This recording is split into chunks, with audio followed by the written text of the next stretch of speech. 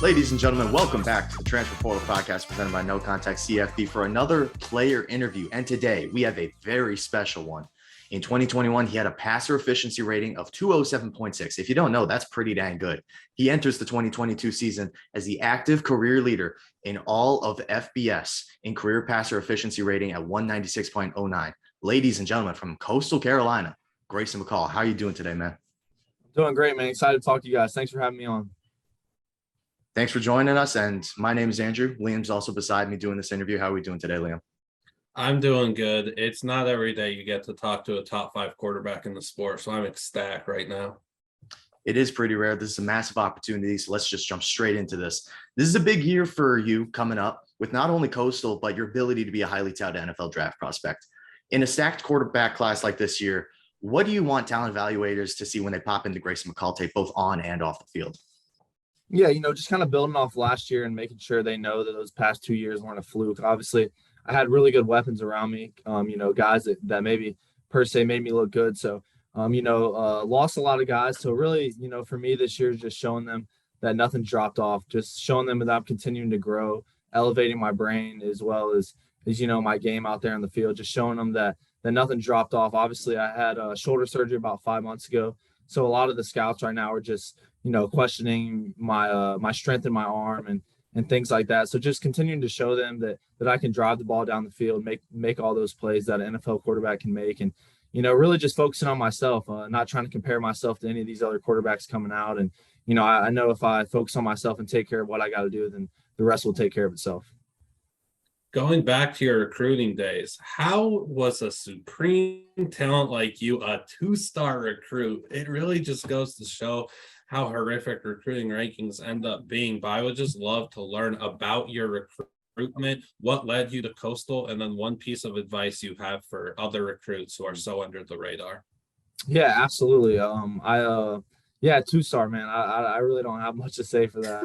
It is what it is. But I was went to a kind of a smaller high school, ran a triple option offense. We were really good, really high level offense that, we won a lot of games every year, but I was maybe getting 10 pass attempts each game. Colleges didn't really think I could throw the ball down the field at all. So that kind of hindered my recruiting along the way.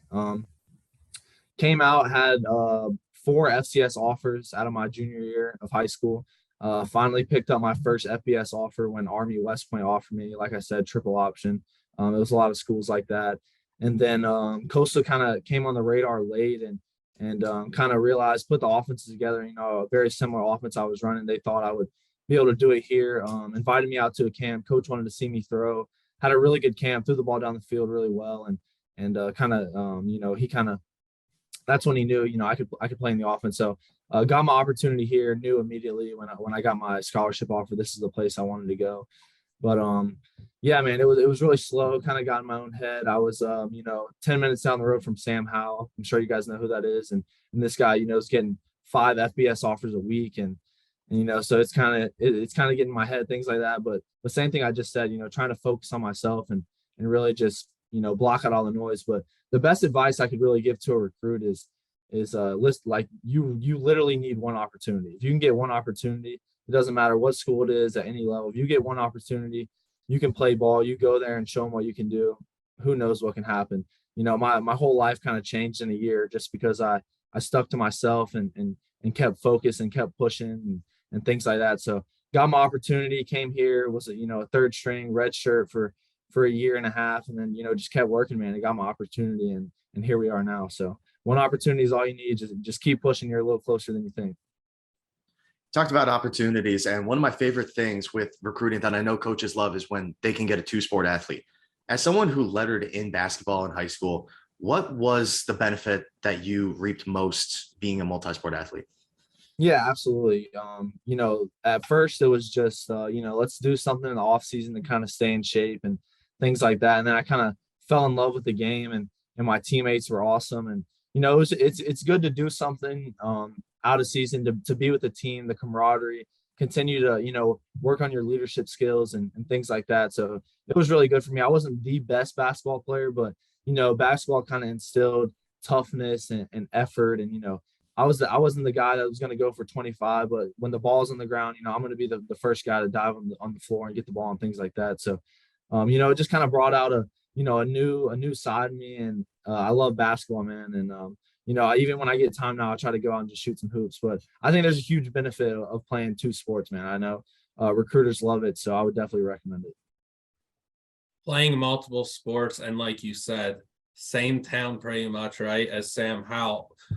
You guys competed against each other since middle school, and I know that y'all are good friends, but how has that friendship been, and what advice has he given you as he's gone through this NFL draft process? And then who's the better athlete between you guys? Because I know there's so much competition between y'all in various sports. Yeah, it's been really cool, man, just seeing him grow and continue to elevate over the years. Obviously, he's been a very good quarterback since 8th, 9th grade. In 9th grade, you could see him play and say, yeah, this guy's going to go to a big time program and do great things. So it's been really cool to just watch him grow. Obviously, we train with the same guy back home. So whenever I get the chance to see him, I always chop it up with him, just try to, pick his mind a little bit. And obviously this past year with him going through the draft process and things, it's been cool for me to just ask him, and, because it's kind of a blind eye for me. I really don't know what I'm walking into. So it's been cool, man, to just see, him kind of grow beside me and us compete over the years. Definitely pushed me. So that's been cool. But a lot of people don't know that Sam was actually a really, really, really good baseball player. Pitcher. He was a pitcher, but would go up there and hit bombs, things like that. So I actually played against Sam in basketball too, middle school and stuff. So I'll give Sam the baseball side, but I'm taking the hoop side for sure. I want to start talking about one of my favorite aspects of your game, and that is how you're both so careful to not put the ball in the other team's hands, but you're not afraid to drive it down the field. How much confidence do you have to not be scared to give up the ball, but also know that you are capable of making every throw on the field? Yeah, my quarterback coach Willie Corn really hounds and puts a big emphasis on being aggressive and just letting it rip and not thinking. You see it, let it rip, but at the same time be an elite decision maker. Don't make any bonehead decisions. If it's not there and the defense is taking it away, throw it away, do something with your legs. But, a huge point of emphasis for our offense and the way our offense works so well is because of the way we don't turn the ball over. So, there's a fine line and being aggressive and taking that shot, but at the same time, being an elite decision maker. So, he's kind of just pushed that on me over the years, and it's something I really take to heart. Trying to take care of the ball. You don't turn the ball over, you have a great chance to win the game. So it's just little things like that go into that decision making. And your touchdown to interception ratio speaks for itself. Now, you play in such a beautiful yet complex offense. Do you have a favorite concept out of this scheme? Yeah, I do actually. I obviously love our run game stuff, some of the triple option stuff we do, but I really think the most powerful thing in our offense is the play action and the way we can RPO different levels of defense and guys all over the field. So I really love those play action shots where maybe we can get those secondary defenders down and maybe take a shot, but when that's not there, maybe an over or something deep coming across the field. I really like driving the ball down the field. Obviously, it's still questioned by a lot of people, so I like hanging in the pocket and driving one down the field is always a good feeling. We just talked about the beautiful offense. I want to talk about the beautiful stadium for a second. This Teal Field is one of my personal favorite stadiums in the country. What atmosphere, if any, have come even close to Coastal's? I don't know, man. That's a good question. I think it's a really unique stadium. Obviously, the field is awesome. I mean, we have a teal turf. You can't beat it. So we call it the surf turf, man. We love it. The fans love it. It's you can't really go through a full practice without having someone come out there or take pictures on the field or just driving by and stopping their car just to take a quick picture, things like that. So it's really unique, man. We love it. A lot of teams try to say we might have a slight advantage of playing on the teal turf, which is completely false. It's just turf. It's just different color. You know what I mean? Like, come on. But we love it, man. It's awesome. It's unique. And I never take it for granted. So. In my eyes, you're a top 5 quarterback in the country. You're an absolute magician with the rock. And then some of the throws that you make are just impossible to comprehend. But for those who don't know much about you, how would you describe your game? And then what's one trait that you're personally trying to really work on and perfect? Well, first of all, Liam, I appreciate you saying that. But, Yeah, man. I would say I'm a true dual threat quarterback. I really pride myself on hanging in the pocket and trying to, be a pro in terms of staying in there and making the throws down the field. But, when things break down, I would say I'm really good at extending the play, escaping out of pressure, making guys miss inside the box, and making things happen with my legs. I think one of my greatest strengths is getting out of the pocket, making throws on the run, difficult throws, off balance, off angle throws, things like that. But I'm just continuing to grow the strength in my arm. Continuing to obviously rehab it as much as I can to get my motion and my strength back post surgery. But just I put a big emphasis on myself, putting on weight this off season. I put 10, 12 pounds on. So, hopefully that's going to help, and just continuing to work with our trainers and our strength staff to continue to elevate my game, my arm, and things like that. So that's probably been my biggest point of emphasis this off season. We know you're extremely talented on the field, but a lot of that starts with pregame prep, especially in the film room. As a quarterback, what do you look for on film from both your opponent and yourself as a self scout to give yourself the advantage week in and week out? Yeah, well, at first each week, our coaches do a great job of breaking down defenses, and we kind of go into it. What are our plays that we think are going to be good here? What do we think? Where can we beat them? Things like that.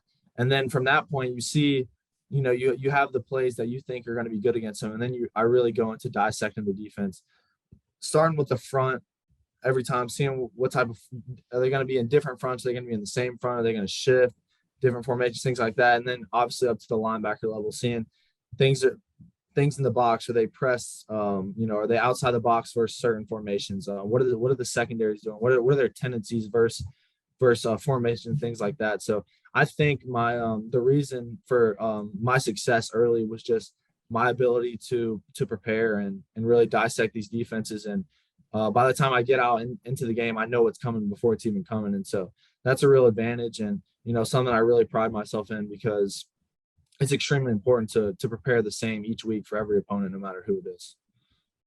Now, I love this quote that you tweeted out. The goal was never to prove anybody wrong. It was always to prove myself right. I believe that speaks volumes as to why people shouldn't doubt you. But you and I both know there's going to be people questioning your talent. Regardless, do you have a message that you'd like to say to the doubters out there? Yeah, man. Just that quote just comes from myself, just always knowing that I could do it. Since a very young age, I knew this is what I wanted to do. I knew this is who I am. But I just really had to look myself in the mirror and put in the work, put in the time. It wasn't just gonna come along. It wasn't just gonna be handed to me. So I really just took the time, man, to really focus on my craft, focus on my mental, really get in that film room, learn the offense inside and out, and just really focus and be the best I could possibly be. Didn't want to have any regrets going in, and definitely not going to have any going out. So, man, just if you want to keep doubting me, you do that. But, we've got big things coming ahead. I'm going to continue to get better. I'm going to continue to elevate my game. My best football is in front of me. I'm not even close to my full potential. There's a lot of things I got to work on, and a lot of things that are going to continue to get better. And so, I would just say, just stay tuned and maybe catch up in 3, 4, 5 years and let me know what you think. We know the college football world is in a crazy place right now with the addition of NIL and the popularization of the transfer portal. Obviously, we know your heart is still in Myrtle Beach, as you are wearing that beautiful Chance logo and the ones behind you. But did you receive any other interests from other programs? Yeah, I did. A lot of it was kind of behind the scenes.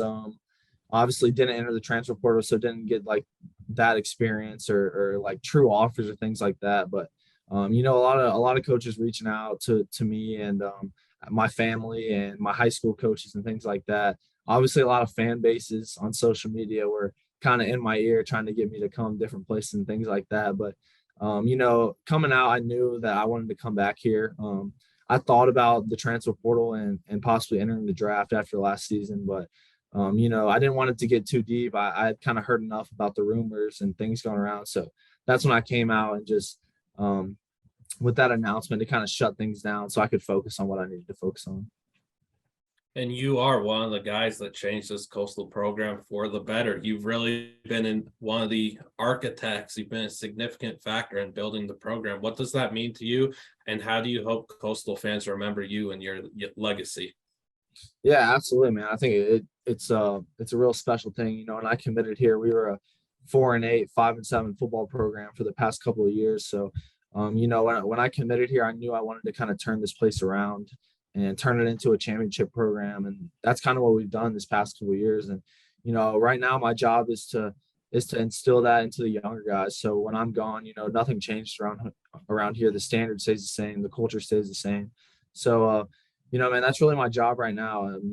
The standard around here is to win a championship, and that's what we're going to try to do again this year. But, when I'm gone and maybe I'm up on the wall or in a rafter somewhere, whatever it may be, I want to be remembered as most importantly, a great teammate, just more so a great person, and what my things off the field speak.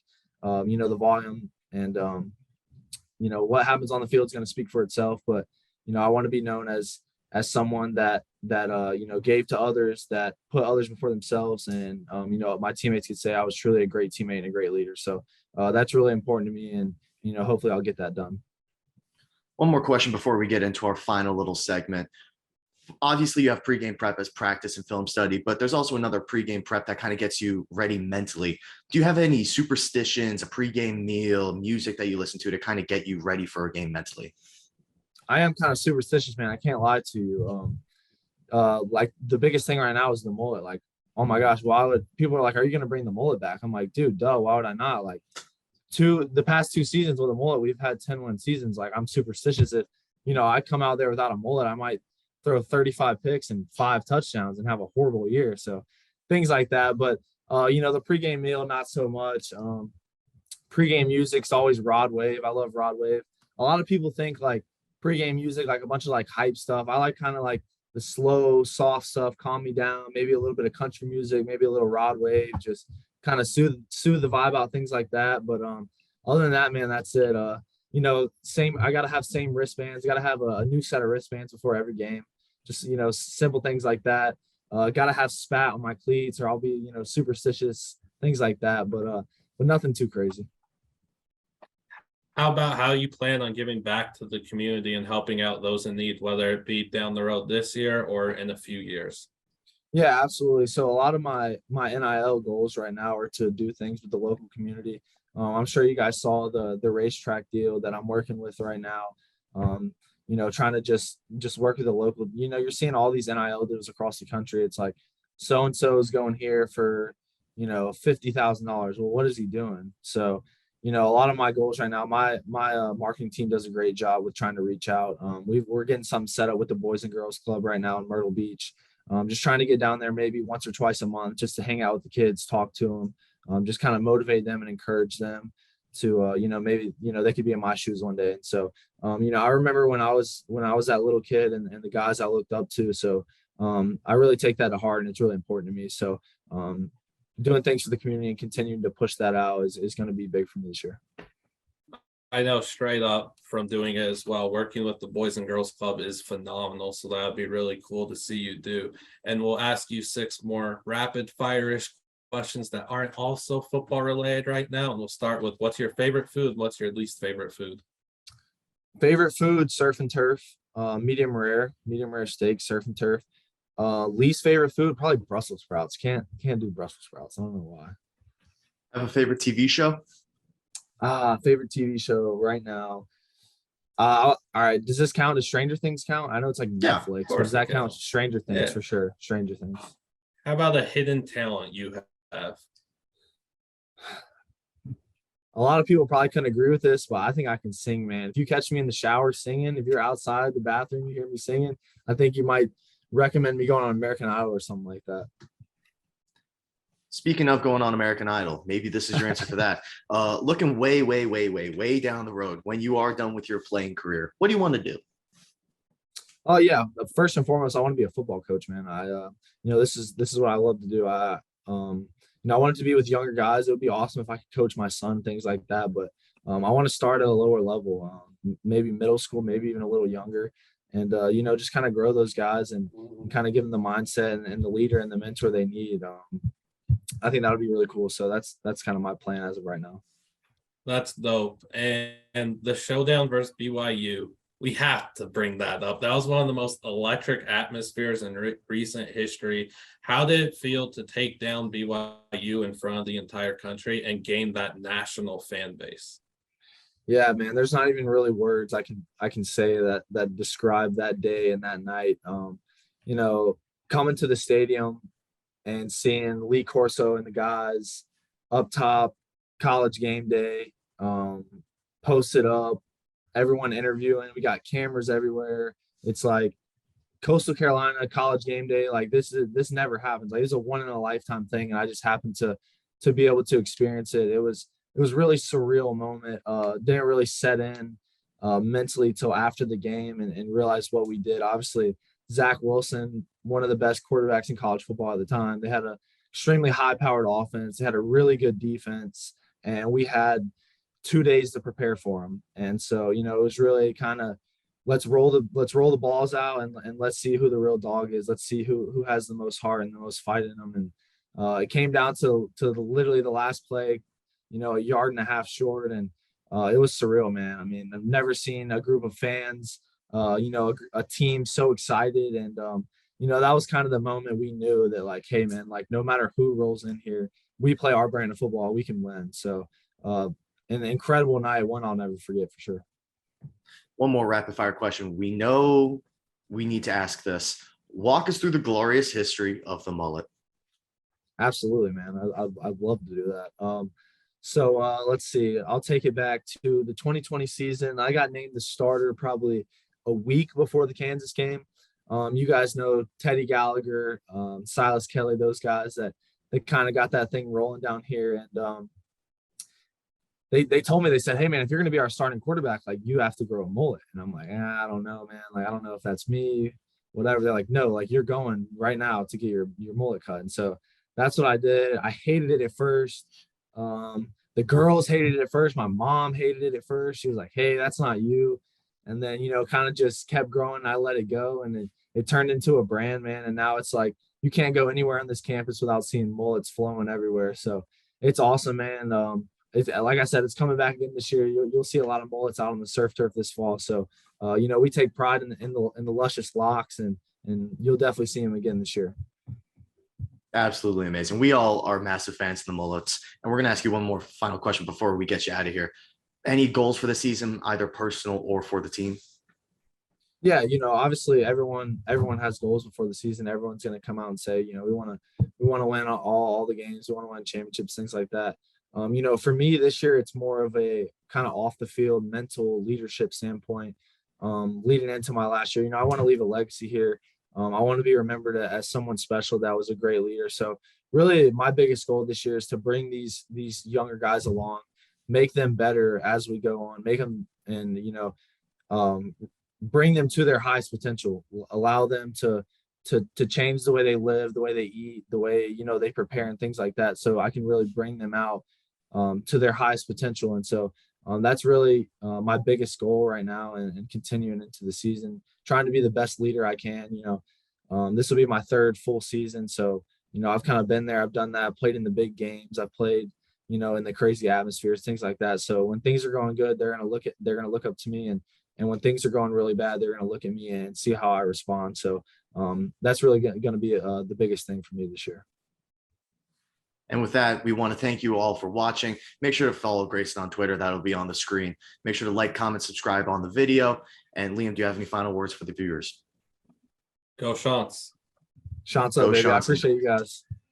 Thank you so much for doing this. And everybody, have a great day.